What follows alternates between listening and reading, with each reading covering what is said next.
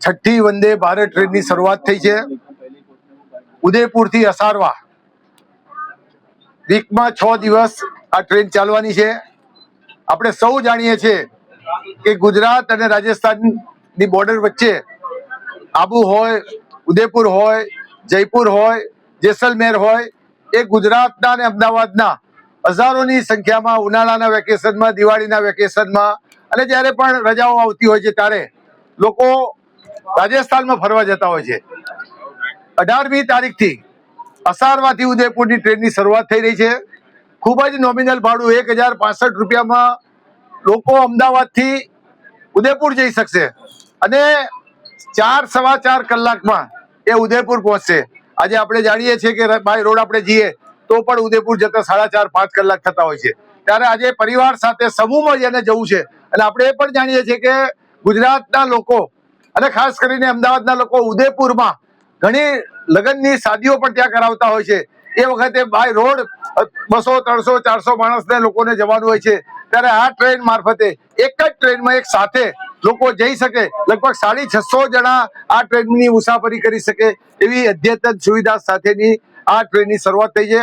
આપણે સૌ દેશના યશસ્વી વડાપ્રધાન નરેન્દ્રભાઈ મોદી અને રેલ મંત્રી અશ્વિની વૈષ્ણવજીનો જેટલો આભાર માનીએ એટલો ઓછો છે.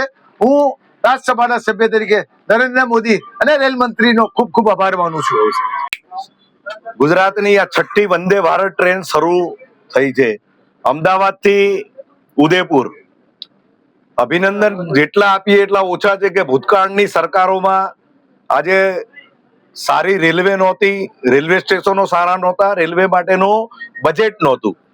2014 પહેલાની વાત કરું તો 589 કરોડ રૂપિયા બજેટ હતું અને આજે રેલવે બજેટ 17,366 કરોડનું બજેટ રેલવે મંત્રીએ મૂક્યું છે. રેલવે માટે જેટલા અભિનંદન આપીએ એટલા ઓછા છે.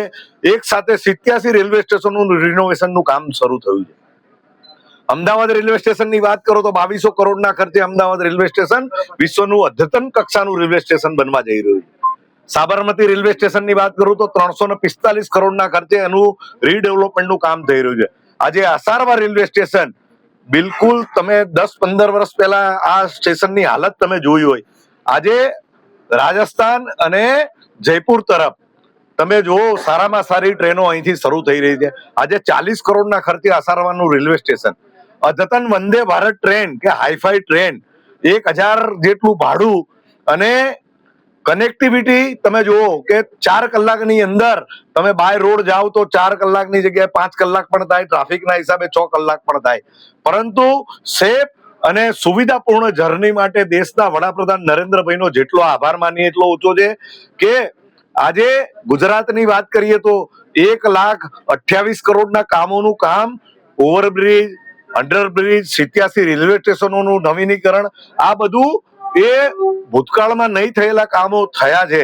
આઝાદીના આટલા વર્ષો પછી આટલું મોટું રેલવે માટેનું બજેટ માટે દેશના વડાપ્રધાન નરેન્દ્રભાઈનો જેટલો આભાર માનીએ એટલો ઓછો છે અને રેલવે મંત્રી આદરણીય અશ્વિની વૈષ્ણવજીનો જેટલો આભાર માનીએ એટલો ઓછો છે.